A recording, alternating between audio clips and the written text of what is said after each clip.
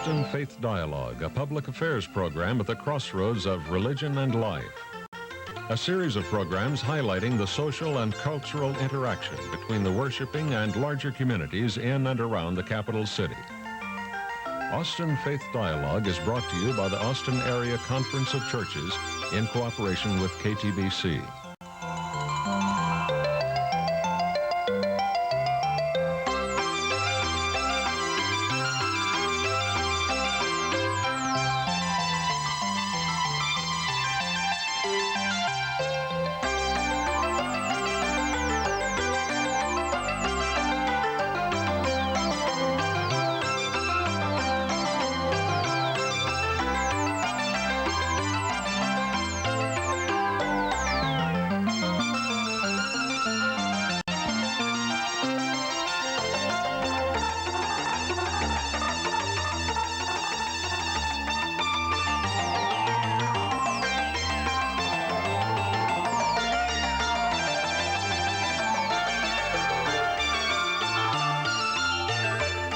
Join us now in today's Austin Faith Dialogue.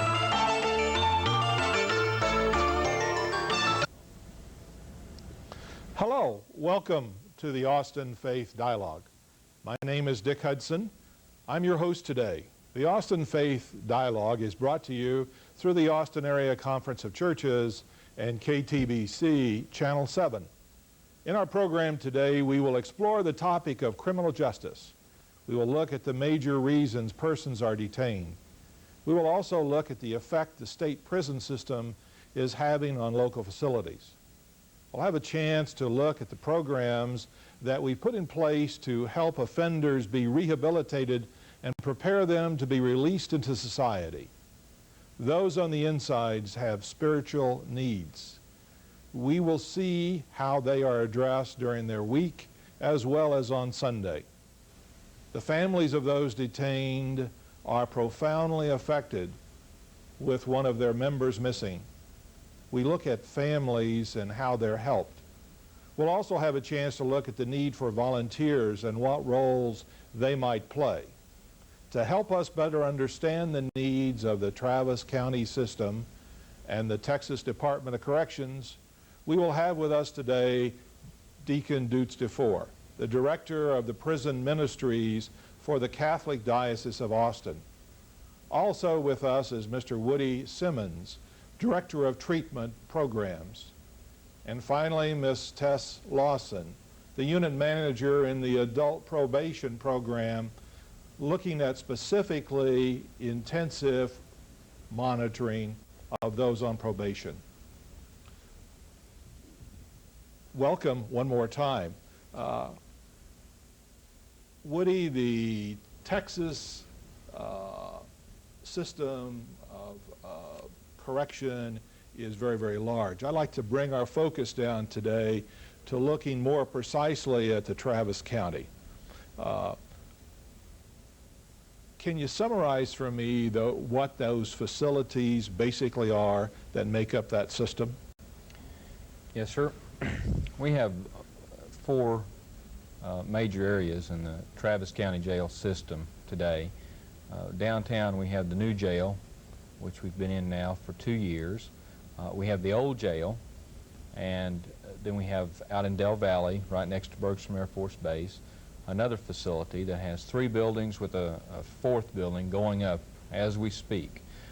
We also have just recently taken over the central booking, actually the Austin City Jail, and made it the central booking facility for the county. Okay, can you help me understand about what are the numbers that we're talking about right now well, that we're dealing with? On the average day nowadays, we have about 1,200 inmates, 1,200 people incarcerated in jails in Travis County. Okay. Of that 1,200, about 300 are TDC sentenced people who should be at a TDC unit if there were beds available. This is the overcrowding question and how that's impacting our local facilities, really. Yes, sir. Okay. That's taxing all of our resources and everything we do in corrections in this county. Those folks are are sentenced to TDC, but they have to stay here for anywhere from 3 to 6 and 7 months at a time. And we have to provide them all the programs that everyone else receives, all the county sentenced and pre-trial folks who are waiting adjudication. Okay, so this is an additional load that we, in the past, haven't normally had a responsibility for. That's true. Tests in terms of the numbers associated with in the probation program. Can you help me a little bit there in terms of the number of clients that you deal with, you and the probation and the broader term probation that are on probation? We have 8,100 people on probation 8,100. in the Travis County Adult Probation Department, yes. So between what you and Woody have said, there's almost 10,000 then, is that we're talking about, for all practical purposes. Dudes, would you color that in any other particular way? Well, it's very interesting. I got into this thing about 2 years ago, just about the time they opened up the new jail. And things were going along fairly smoothly for the Catholic participation in the old jail, and then the new jail opened up, and things began to boom. So from an outsider standpoint, I began to examine what was going on, and it became very clear certain things were happening. One, we had too many people in jail. And two, we can't build them fast enough to put them in there. So that means that the process we use, the punitive process, the punishment process, is developing for us more inmates than we can handle at a faster rate than we can deal with it. So we then look at it and say, well, what seems to be the major problem? Well, 80% of these people are involved in drugs and alcohol. And if you know anything about that, you know you have to interdict that before you do anything with anybody's behavior pattern. So that means rehabilitation is one of the major concerns that we have, and we try to assist Woody in that particular area. You know, as you begin to try to characterize those are being incarcerated, I think Dude said something like 80%, 70 to 80% are drug-related, chemical abuse, alcohol abuse, that type of thing. We've just recently conducted a study that pretty much confirms what a number of other major studies around the country have shown, and that is that 80% of our inmates in Travis County are addicted or involved in a pathological way with drugs or alcohol, and that's the main reason why they wind up incarcerated. And this is this study, this pattern is reflected all over the country. There have been 2 major studies recently that show that 80% of people in jails and prisons are in there because they're involved with drugs and alcohol. Has this historically been the case? And if we were to look 30 years ago, would we have found that to be as prevalent as it is today? Even 10 years ago, there was significant involvement, but not at the numbers we're seeing today. 10 years ago, I think the studies were indicating 50 to 60% of people could be in prisons and jails, could be tied into drugs and alcohol. But the numbers that we're seeing today are unprecedented.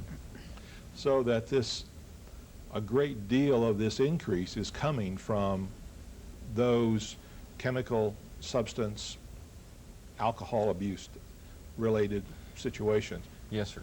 One of the interesting things we found in our study was that the drugs of choice in Travis County are amphetamines and beer. And in other parts of the country, like Washington, D.C., the drug of choice there is cocaine.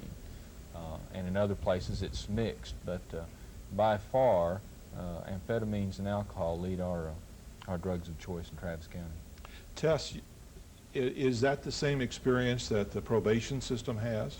Yes, I believe so. I'd like to add to that, based on the drugs monitoring that we do, we see a lot of marijuana abuse also. We started testing for that about 10 to 12 months ago, and we saw a high number of marijuana users come out positive for specimens. And I assume that since we're dealing from the same population, that historically it's been a substantial increasing number. Yes, absolutely. Okay. Absolutely.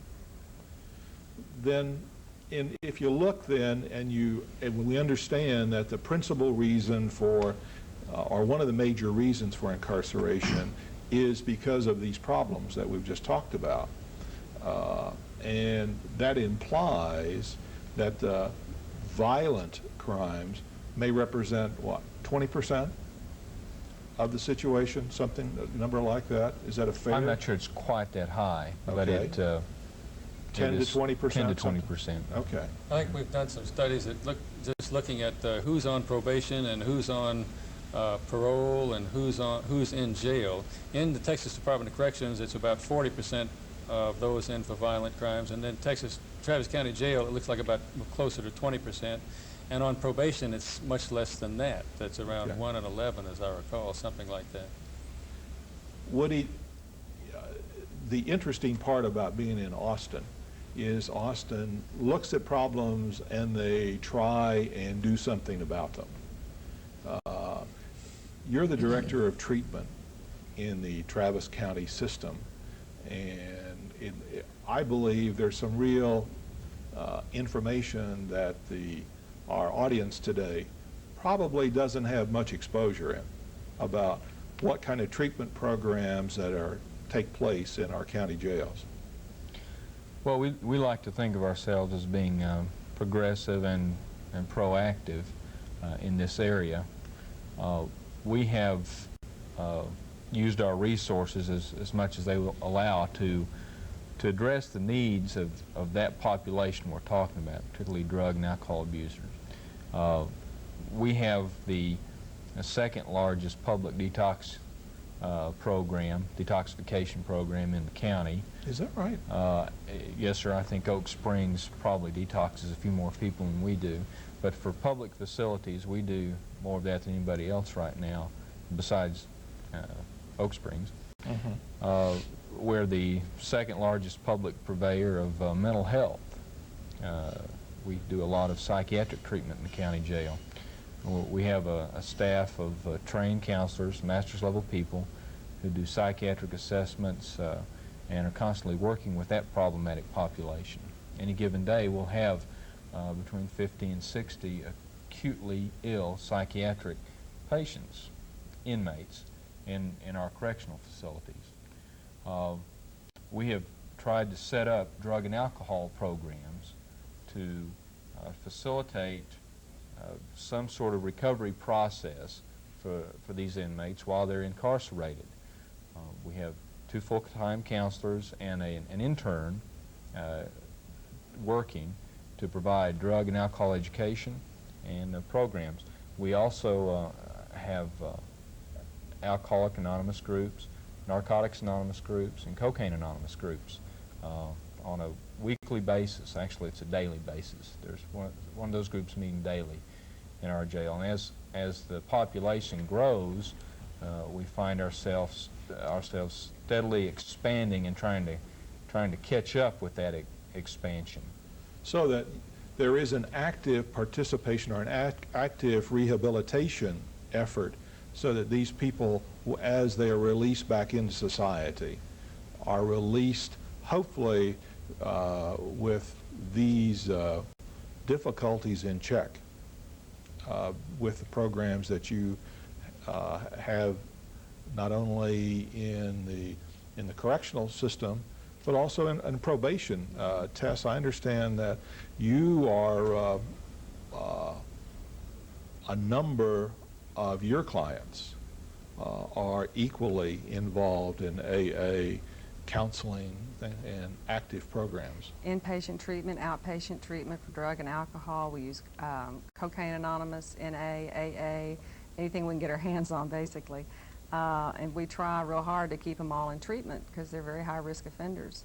And the caseloads that I supervise are 14 caseloads that are diverted from TDC. In other words, were it not for the overcrowding situation, this program, they would be in TDC instead of this program. So we are very proactive, like Woody said, in our stance, instead doing something for them instead of waiting to have to react to a violation. Okay, that's really interesting because that puts a lot of pressure then, not only on the probation system, but to make it effective and not abuse it in any way. So that's a very interesting thing. There are a lot of resources pushing to be used in Travis County. Travis County has an enormous number of resources available, and Travis County Jail, I think, or at least Travis County Jail operations are head and shoulders above most people in the state of Texas with trying to deal with the rehabilitative problem. Other counties just aren't in there yet, and they haven't dealt with it as they have organized and dealt with it in Travis County. It's a good place to work and good people to work with, and they're making a real determined effort throughout the whole county. It's a very good place to work. That's neat, and it's neat to be able to be associated in that type of a community. The spiritual needs of those in incarceration, it's my understanding, are equally addressed when they are in there. From the Catholic viewpoint, Dutz, you have the responsibility not only for this part of the diocese, but I guess a diocesan-wide responsibility for prison ministry. If I look just specifically at the Travis County one, tell me a little bit about what you're involved in. We, 2 years ago, we were having a service every other week in Travis County in the old jail. Okay. Now we're having about 4 services downtown and 3 services out at Del Valley of a Sunday morning type service. Then on prayer services, we're running about 8 prayer services during the week at various times in those same facilities. Our concern here is people who are in jail don't seem to be following any religious principles.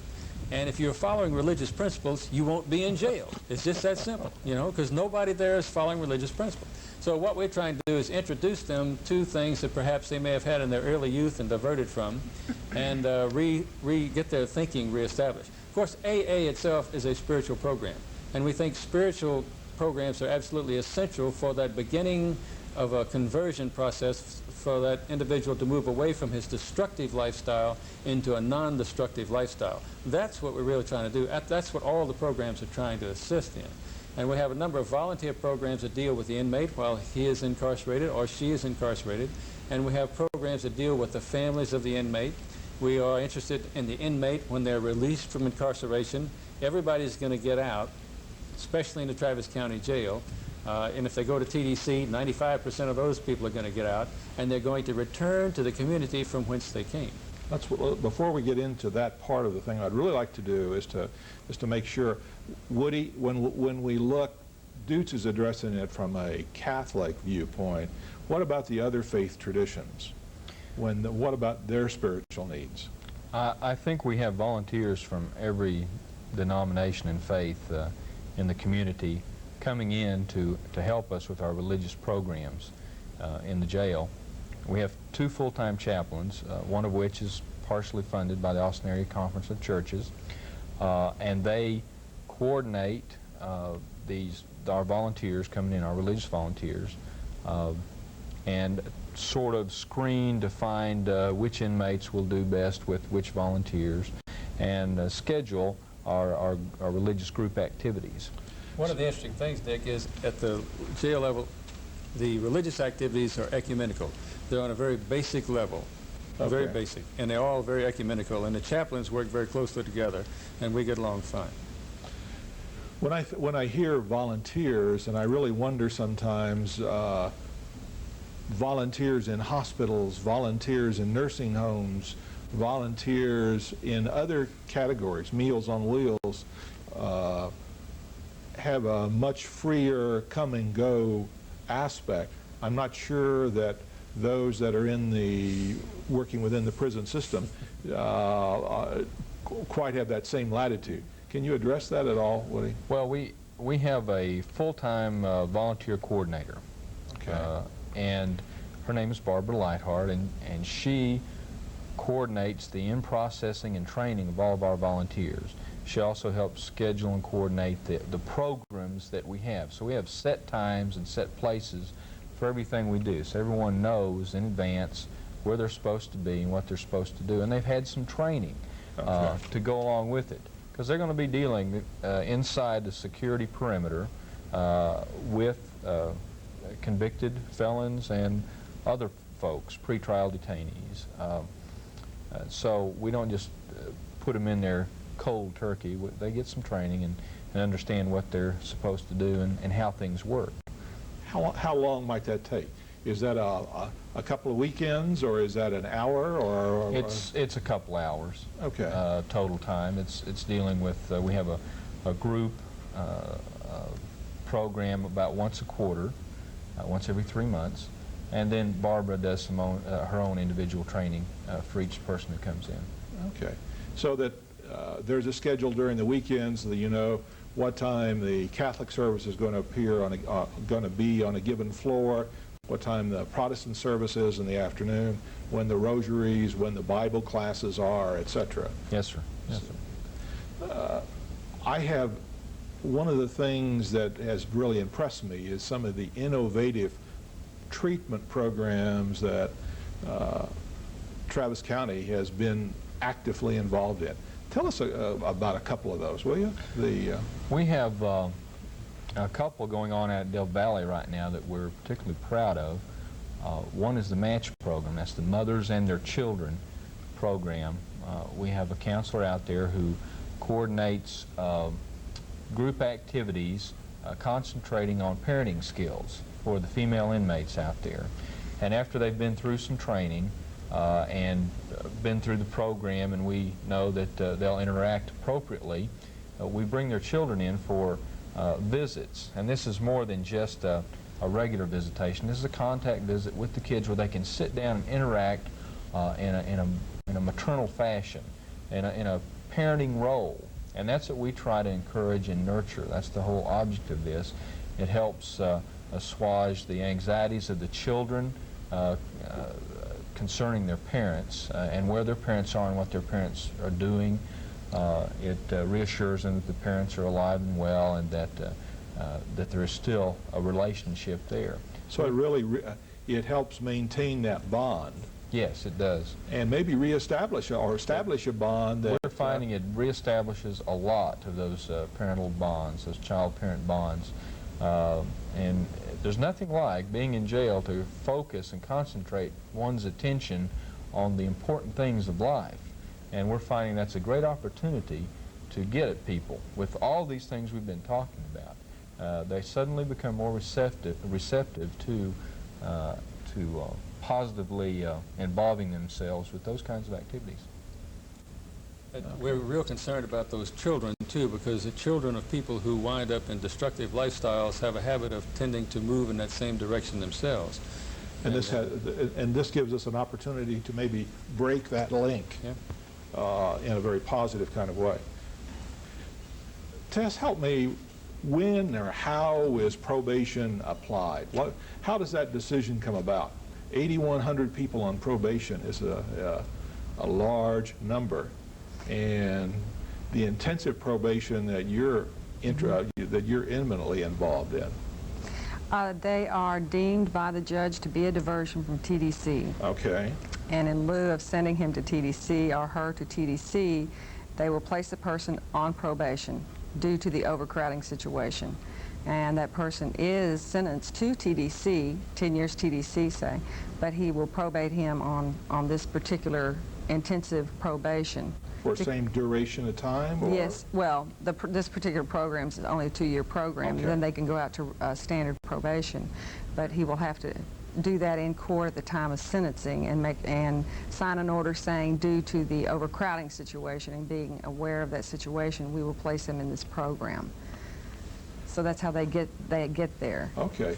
Woody and Dutz have spoken of volunteers. Is there a role for volunteers in the probation program? Absolutely, and we need volunteers. So I'd like to put a plug in for that.